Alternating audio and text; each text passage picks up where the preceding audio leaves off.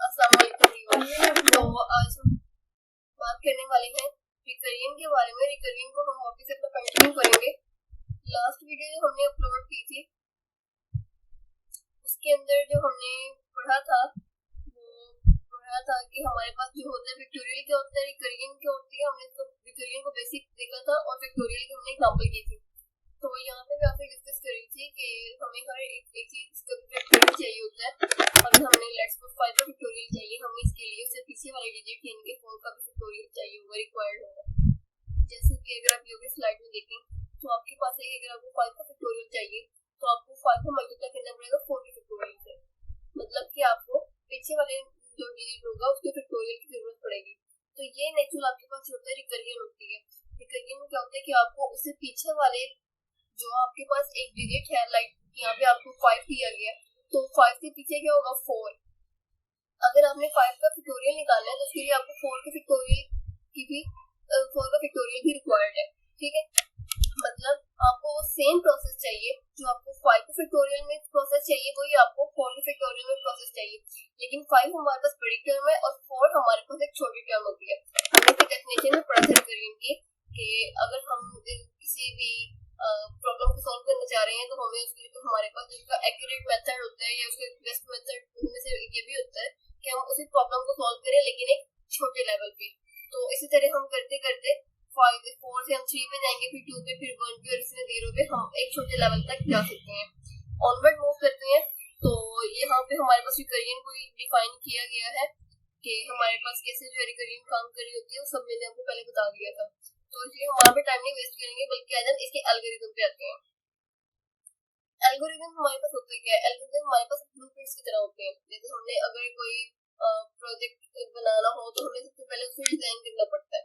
अगर हमने कोई चीज बनानी हो, कोई घर बनाना हो तो हमें पहले उसके नक्शे की जरूरत पड़ती है। अगर हमने कोई चीज करनी हो तो हमें पहले उसके ब्लूप्रिंट्स देखने पड़ते हैं कि इन एक्चुअल उस चीज में है क्या। अगर हमें कोई घर बनाना हो तो हमें नक्शे की जरूरत पड़ती है। हम देखते हैं कि घर की हमारे लेफ्ट साइड पे ये होगा, घर के राइट साइड पे ये होगा। इसी तरह से एल्गोरिथम हमारे पास एक प्रोग्रामिंग में यूज होने वाली एक ऐसी टर्म है जो हमें ये बताती है कि हमारे प्रोग्राम में इन एक्चुअल होगा क्या, हम वहाँ पे कौन कौन सी कंडीशन लगाएंगे और हमारे पास कैसा रिजल्ट आएगा। एल्गोरिथम को यहाँ पे समझे कि अगर हमारे पास ये फैक्टोरियल के लिए बनाया गया है, अगर हमारे पास n जो है वो 0 दे दो तो हमारा फैक्टोरियल 1 हो जाएगा।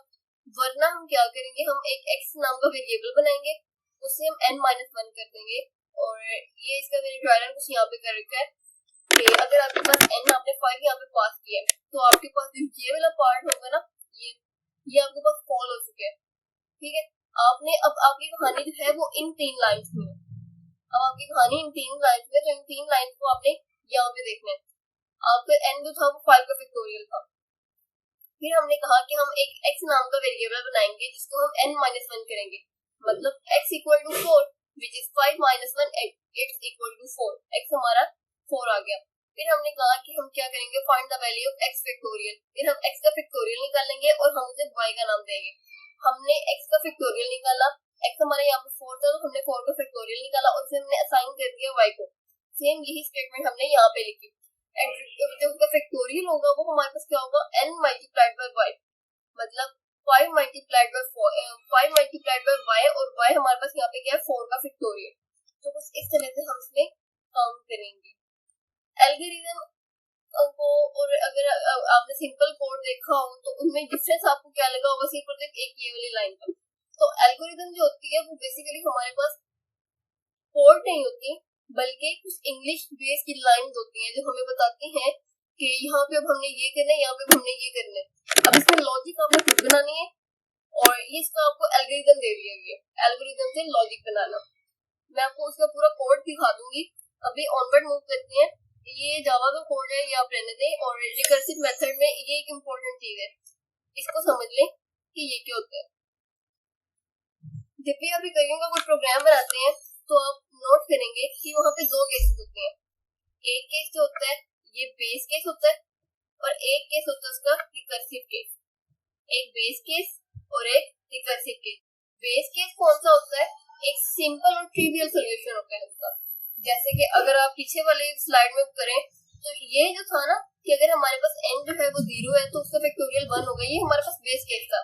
रिकर्सिव केस उसका क्या था कि अगर हमारे पास n 0 नहीं है जो कि हमने जिसका ड्राई रन यहाँ पे किया। तो हम क्या करेंगे, तो हम ये वाला मेथड जो फॉलो करेंगे।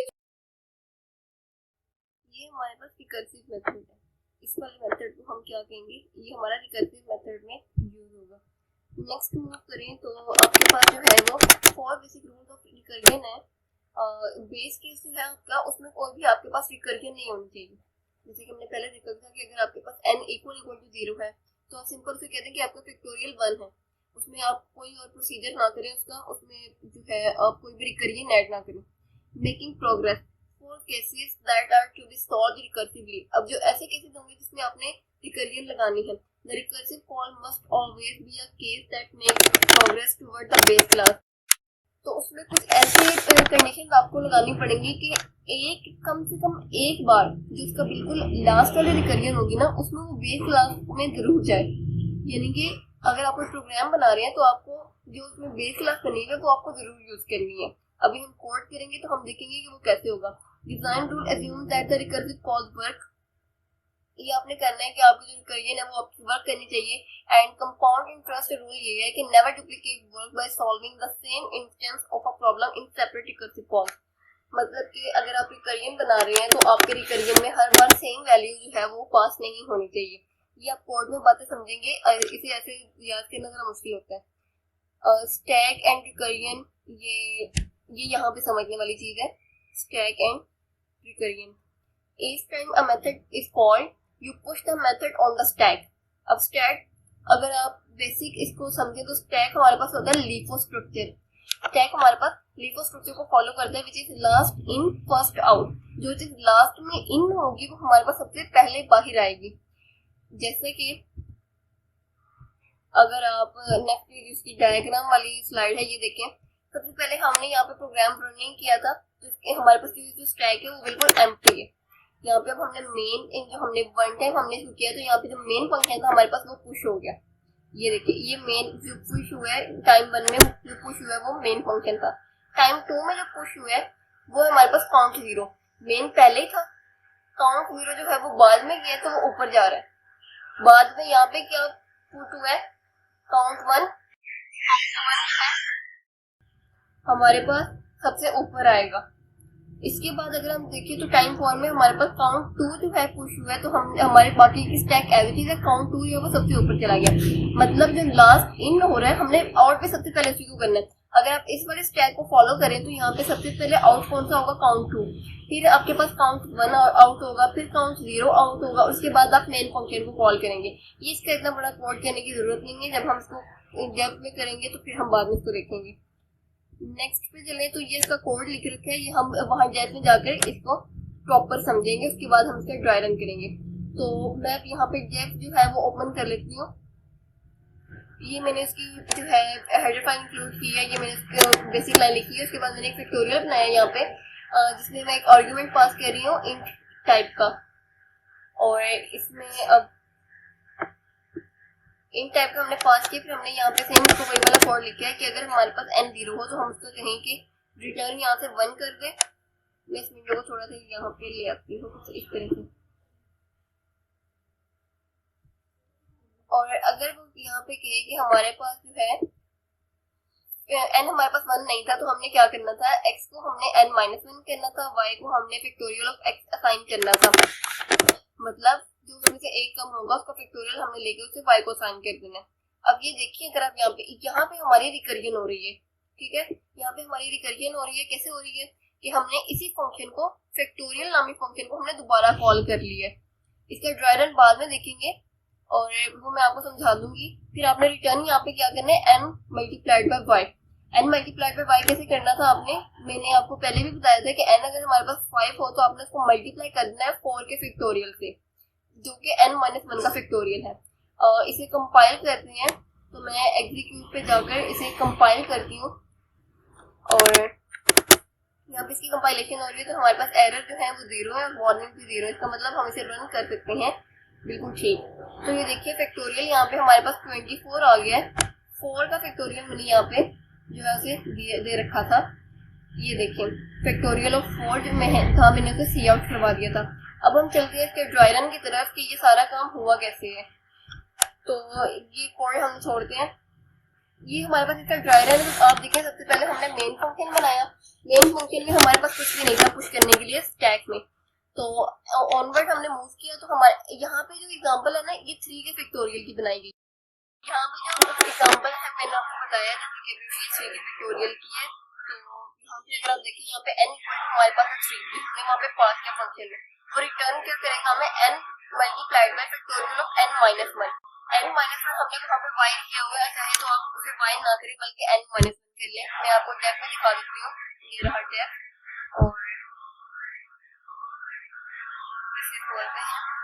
मैंने जो हमारा कोड था मैंने fact.cpp के नाम से सेव किया था, ये हमारे पास fact.cpp, और मैं इसे ओपन कर लेती हूँ। तो अगर आप देखें, अगर आप ये वाली लाइन जो है ये स्किप कर दें, मैं इसे कमेंट आउट कर देती हूँ कुछ इस तरह से। अगर आप यहाँ पे ये ना लिखें y, और यहाँ पे आप लिख दें फैक्टोरियल ऑफ x,